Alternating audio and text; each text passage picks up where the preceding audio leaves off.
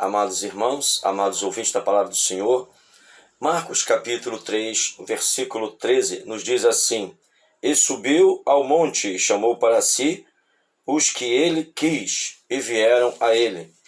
O Senhor Jesus chamou para si os que ele quis. Ele tem uma chamada especial para homens, para o ministério, e nós temos que valorizar a chamada do Senhor. Não se esqueça que os títulos dos homens que são chamados para o ministério estão em Efésios capítulo 4, versículo 11.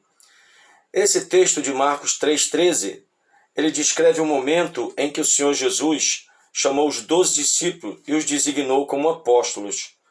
Mas o Senhor Jesus subiu ao monte para chamá-los do alto. Por isso a chamada ministerial deve ser valorizada porque ela vem do alto. A chamada ministerial deve ser valorizada por todos aqueles que foram escolhidos por Deus para fazer a sua obra. A chamada ministerial deve ser valorizada por todos de modo geral. Por quê? Porque a chamada ministerial ela é feita pelo próprio Deus. Deus conhece o ontem, o hoje e o amanhã. E Ele que chama, Ele mesmo que capacita.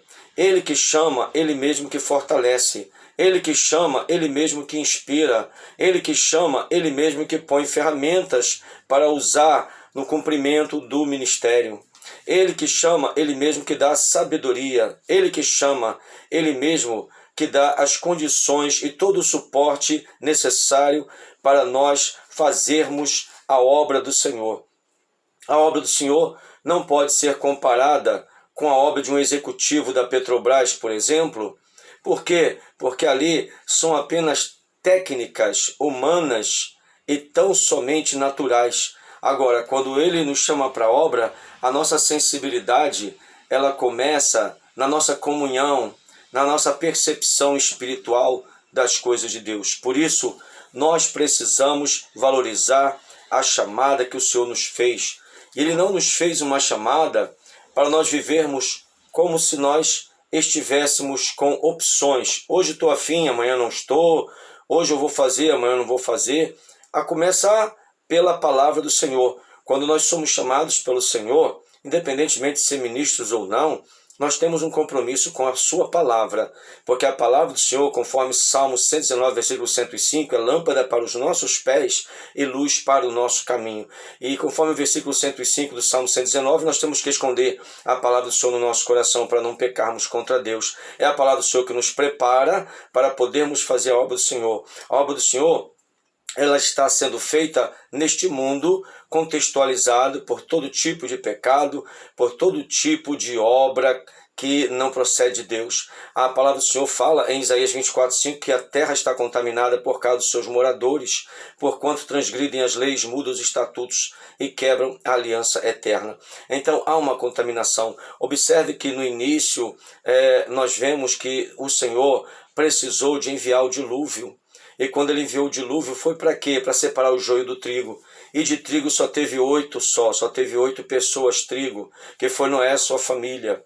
Agora, tudo mais era joio. Observe a que ponto degradante chegou o mundo naquela geração pré-diluviana. Por quê? Porque as pessoas estavam ouvindo todos, menos o próprio Espírito do Senhor. Por isso a Bíblia fala, o Senhor dizendo em sua palavra, em Gênesis capítulo 6, versículo 3 em diante, 33, está dizendo assim: não contenderá o meu espírito para sempre com o homem. Por quê? Porque o homem, ele recebe do Espírito Santo a palavra, mesmo o homem estando no pecado.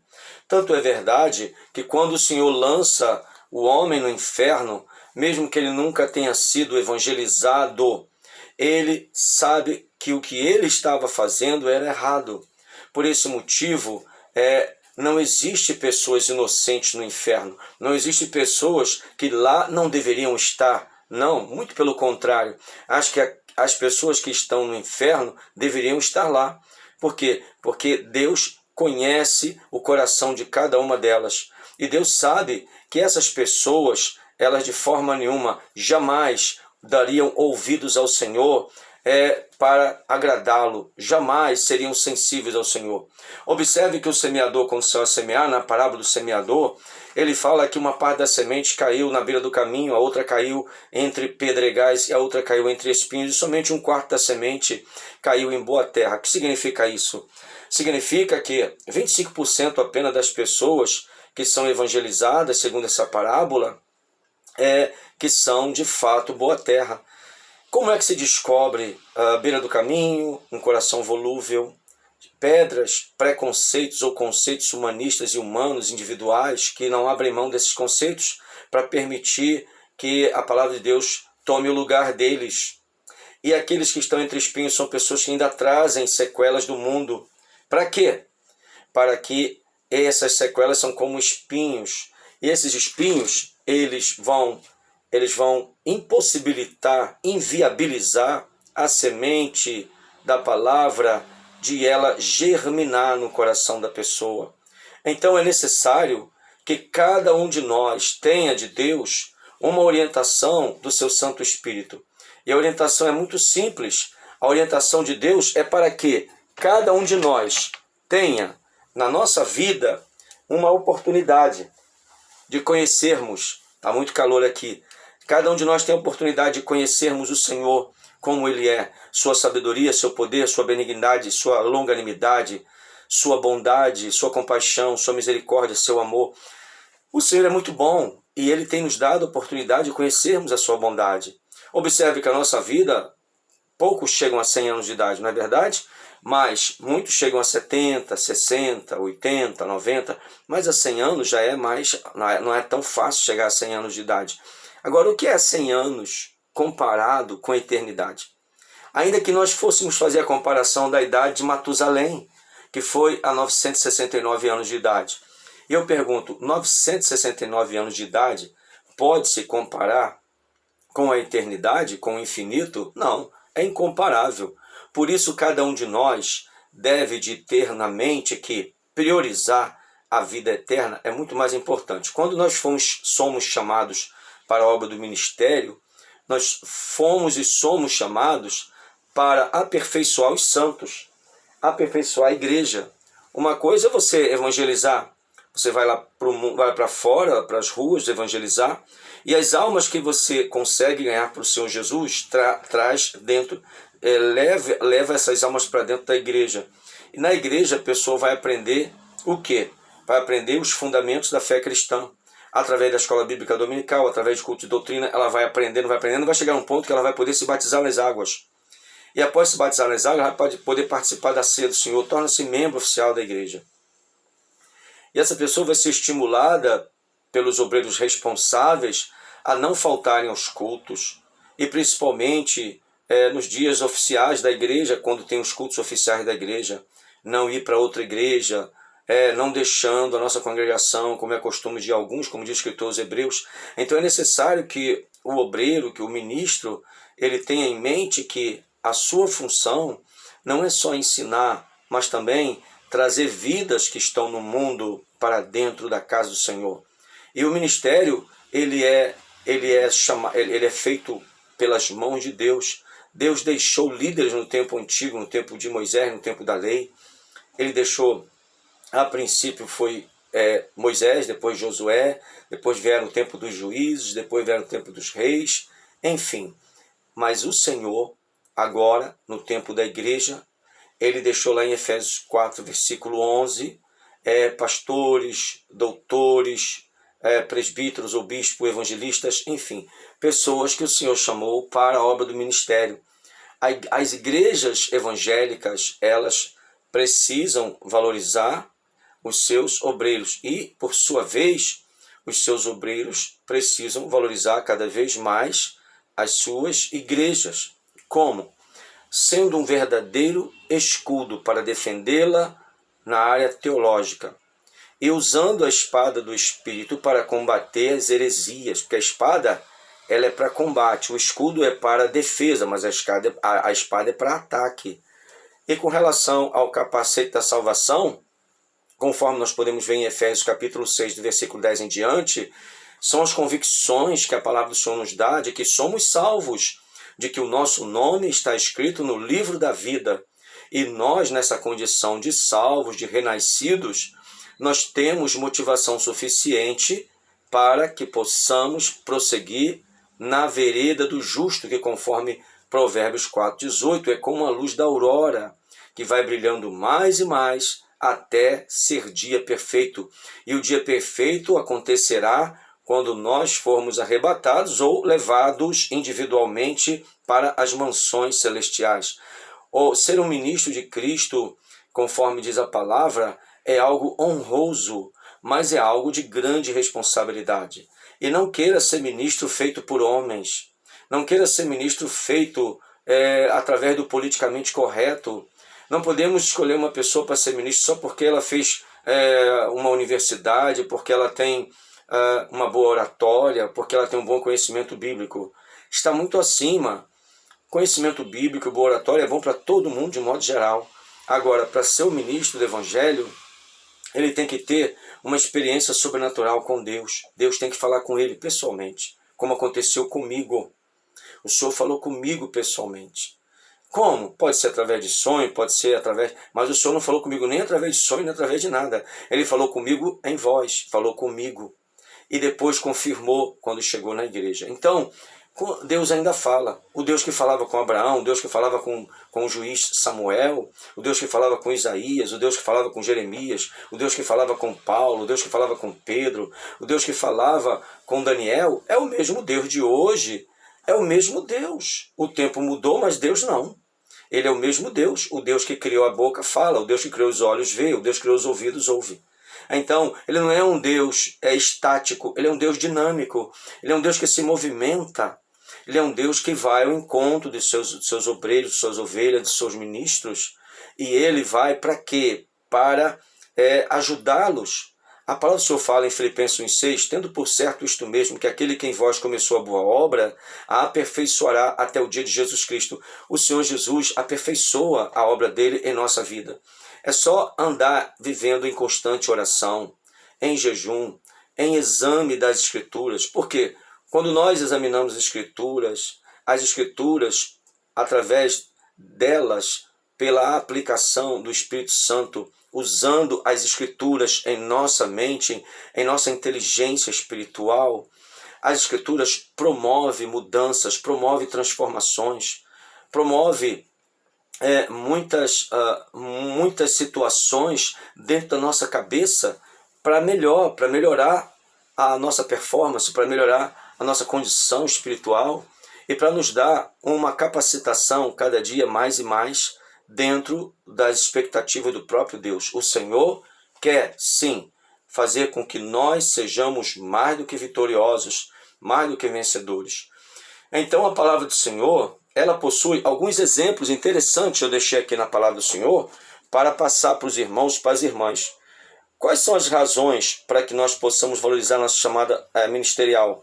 Eu encontrei aqui em 2 Coríntios 3, versículos 7 e 8, Paulo diz que se o ministério da antiga aliança se revestiu de glória, como não será de maior glória o ministério do Espírito? Olha que coisa linda! Outra razão para nós valorizarmos a chamada ministerial. Em 2 Coríntios 4, 1, Paulo afirma, tendo este ministério, segundo a misericórdia que nos foi feita, não desfalecemos. Terceira razão para valorizarmos a chamada ministerial se encontra em 2 Coríntios 5,18. Paulo afirma que Deus nos deu o ministério da reconciliação. Reconciliar quem com quem? O pecador com o Senhor Jesus, o Senhor Deus. A quarta razão, 2 Coríntios 6,3, Paulo afirma que não devemos dar nenhum motivo de escândalo para que o nosso ministério não seja censurado. Sabe o que é escândalo? Bom, pode ser de várias formas. Não podemos dar escândalo. Quinta razão para valorizarmos a nossa chamada ministerial. Em Colossenses 4,17, Paulo aconselhou Arquipo, dizendo, atenta para o ministério que recebeste do Senhor, para que o cumpras. Veja bem que coisa linda. Sexta razão para valorizarmos a chamada ministerial. Em 1 Timóteo 1,12, Paulo afirma que devemos ser gratos a Jesus Cristo por nos ter designado para o ministério. Olha que coisa linda. Sétima razão, 2 Timóteo 4,5, Paulo aconselhou Timóteo a cumprir integralmente o seu ministério. olha que coisa linda, integralmente, não deixar que nada atrapalhe, nada impeça. A oitava razão, 2 Timóteo 4:11, Paulo valorizou a chamada ministerial de João Marcos. Paulo valorizou a chamada ministerial de João Marcos, o mesmo João que ele anteriormente tinha dito não para João. Em nona razão, para valorizarmos a chamada ministerial, está em Hebreus 5:4. O escritor aos Hebreus afirma que e ninguém toma para si essa honra, senão o que é chamado por Deus como Arão. Quer dizer, ninguém pode se chamar, ninguém pode ser chamado por homens, temos que ser chamado pelo próprio Deus. Décima e última razão para valorizarmos a chamada ministerial, Hebreus 8:6. A Bíblia afirma que Jesus teve um ministério excelente. Devemos também procurar desenvolver um ministério excelente, devemos primar pela excelência em nosso ministério. Então, a nossa vida ministerial, ela depende muito da nossa responsabilidade com Deus, responsabilidade com a Bíblia, responsabilidade com o Espírito Santo, responsabilidade com a igreja, responsabilidade com tudo aquilo que Deus nos manda fazer. Nós não podemos, de forma nenhuma, e não devemos, de maneira alguma, negligenciarmos as nossas obrigações e responsabilidades ministeriais. Então, dê o exemplo. Sempre seja, já que ser obreiro, seja o primeiro a chegar na igreja. Claro, se você disser, não, mas eu trabalho e tal, e é diferente, mas tem pessoas que podem chegar e não chega por uma maneira de simplesmente negligenciar. Então, estude a palavra, tenha sempre algo novo para dar para a igreja, porque nós fomos chamados para sermos referenciais dentro da casa do Senhor. E referência sempre tem que ter uma novidade. Agora, não pode ter inovações carnais, mundanas, isso não. Eu soube de uma igreja que fizeram um culto para jovens, adolescentes, mais adolescentes no caso, e lá havia todo tipo de super-heróis do Marvel. Tinha Homem-Aranha, tinha Homem de Ferro, tinha Hulk, tinha tudo. Interessante. Por que os super-heróis têm que ser da linha Marvel? Não poderia ser da Bíblia? Não poderia ser Davi que venceu Golias? Não poderia ser Sansão, que com uma ossada fresca de uma jumenta, ele matou 1000 homens? Não poderia ser? Mas não. Por quê? O que isso tem a ver? Absolutamente nada. E o pior não é isso. O pior é que foi um culto, um culto entre aspas, que havia muitas danças, muitas coisas. Qual é a diferença entre essas coisas e o mundo? Absolutamente nenhuma. Então, muito cuidado que em 1 Timóteo capítulo 4, versículo 1, está escrito que expressamente o Espírito Santo diz que nos últimos dias muitos apostatarão da fé, dando ouvidos a espíritos enganadores e a doutrinas de demônios. Qualquer doutrina, qualquer ensino em qualquer igreja evangélica que traz o mundo para dentro dela, saia fora dessa igreja, para você não ser condenado com ela. Procure uma igreja séria, onde tem um pastor sério que usa a Bíblia e não a cabeça. Porque se a Bíblia existe, é para ser lâmpada para os pés e luz para o caminho. As minhas opiniões não valem de nada diante da Bíblia. E eu não tenho opinião para a Bíblia. O que eu tenho é Bíblia versículo que ajuda para entender, compreender, interpretar o texto. O contexto interpreta o texto. E essa exegese da nossa amiga hermenêutica, ela tem que ser feita em qualquer texto bíblico de Gênesis a Apocalipse. São 31.173 versículos, 1.189 capítulos e 66 livros da nossa Bíblia. E precisamos levar isso muito a sério, porque chegará um dia em que teremos que prestar contas. Os que forem salvos vão ter que prestar conta no tribunal de Cristo, 2 Coríntios capítulo 5, versículo 10. No tribunal de Cristo vamos comparecer perante o Senhor Jesus. Quem? Os salvos. E os outros? Não, estou falando de salvos. Somente salvos comparecerá no tribunal de Cristo, que não será no céu. O tribunal de Cristo será realizado nos ares, conforme 1 de Tessalonicenses capítulo 4, versículo 16 e 2 de Coríntios capítulo 5, versículo 10. A forma como nós iremos ser julgados no tribunal de Cristo, e não é quanto à salvação, é quanto à qualidade do nosso serviço prestado para Deus. 1 de Coríntios capítulo 3, versículo 11, versículo 12, versículo 13, versículo 14. Ali você vai encontrar que existem 6 tipos de obras. 3 geram galardões e 3 não geram galardões. As 3 que geram galardões Ouro, prata e pedras preciosas. Madeira, feno e palha não geram galardões. Então, muitos vão para o céu, depois do tribunal de Cristo, irão para as bodas do Cordeiro, mas vão ser salvos por um triz, diz o texto sagrado. Então, meu amado, minha amada, por bondade, e não queira atribuir para si um título que não existe na Bíblia. Alguém um dia me chamou de reverendo. Eu falei assim, eu não sou reverendo e nunca vou ser, porque Deus não chamou nenhum reverendo. Não tem nada descrito de reverendo na Bíblia. Alguém quer me chamar de apóstolo? Não aceito, porque apóstolos são só 12. Mas aí as pessoas fazem o quê? Uma exegese de alguns textos bíblicos tentando mostrar que existia um apóstolo. Aí eu pergunto para você, quando o Apocalipse fala da Nova Jerusalém, por que será que ela só tem 12 portas para representar 12 apóstolos? Está escrito no texto. Então tem mais? Apóstolos são aqueles que viram o Senhor Jesus. O último que viu foi Paulo. Ah, mas jogaram sorte, aí substituíram Judas por Matias. Matias foi a opção humana. Paulo foi a escolha do Senhor Jesus. Porque o próprio Paulo fala sobre essa escolha e o próprio Senhor Jesus, ele dá o testemunho de Paulo para Ananias. É só ler a Bíblia que não tem dúvida. Agora, forçar a interpretação para justificar apóstolos nos dias de hoje, isso é coisa de quem não está se submetendo ao Espírito Santo. Essas pessoas que aceitam esses títulos, que não são apropriados para ninguém, porque é como a Bíblia, só são 66 livros. Só são 66 livros. Não adianta querer botar 67, 68, é só 66. E terminou no ano 96 depois de Cristo, o último livro, o livro da revelação do Apocalipse. Agora, tem pessoas que querem forçar a barra. Então, eu aconselho essas pessoas a começar uma campanha de jejum e oração e falar assim, Espírito Santo, se eu estiver errado, fala comigo. Se fizer isso com sinceridade, ele vai mostrar que você está errado sim. E só existe 12 apóstolos sim, ponto final. Mas, quem quiser achar que existe mais, é claro, eu não posso ser ditador, porque nem Deus é ditador. Eu sou mensageiro. Se você aceita a mensagem ou não, também é uma questão opcional. Você tem livre-arbítrio. Observe que o livre-arbítrio é algo tão sério que o próprio Lúcifer tinha livre-arbítrio. Tanto é que ele promoveu uma rebelião nos céus. E um terço dos anjos, eles foram junto com Lúcifer. Foram para onde? Foram expulsos do céu. Então, esse negócio de dizer que anjo não tem livre-arbítrio, se não tivesse, não teria havido rebelião no céu. Então, nós somos criados com livre-arbítrio. Nós temos a opção, eu sou pastor, mas se eu não quiser ser mais, eu não serei. E Deus não vai poder fazer nada. O máximo que ele vai fazer é usar pessoas para falar comigo. Mas ele vai poder descer onde está e falar assim, você vai voltar a ser pastor na marra. Isso nunca vai acontecer.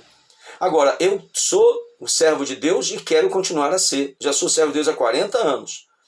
A salvação é impossível quando não há um consenso. Isto é, ambas as partes têm que concordar.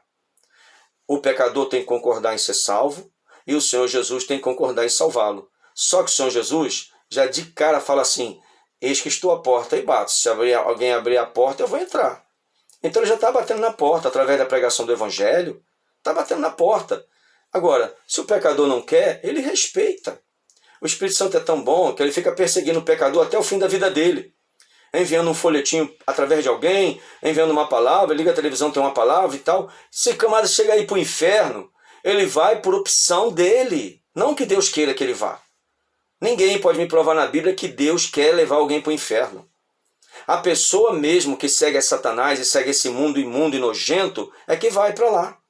Por isso, meu amado e minha amada, cada um de nós vai dar conta de si a Deus. Então, Jesus é o caminho, a verdade e a vida. Para a obra do ministério, para a obra de qualquer crente. Seja fiel, não falte aos cultos da igreja, participe da ceia da tua igreja, procure se afastar de qualquer tipo de contenda de palavra, evite ver certas coisas na televisão, evite ver certas coisas que possam contaminar sua vida espiritual, evite andar com pessoas que possam contaminar sua vida espiritual, mesmo que seja da própria família. Lembre-se, você e eu fomos chamados para agradar a Deus em primeiro lugar. E quem agrada a Deus em primeiro lugar, muitas vezes vai ter que desagradar a própria mãe, o próprio pai, o tio, a avó, o avô, o sobrinho, o filho, a filha, etc, etc. Lembre-se disso. Fiel ao Senhor é acima de tudo e acima de todos, independentemente de quem acha que está certo ou errado. Que Deus em Cristo te abençoe, em nome do Senhor Jesus. Eu sou o pastor Antônio Carlos, o meu e-mail para contato é trabalhandoparosenhor@gmail.com. Dê um like, faça também um compartilhamento, faça um comentário, isso vai ajudar o meu canal. Eu te agradeço, em nome do Senhor Jesus.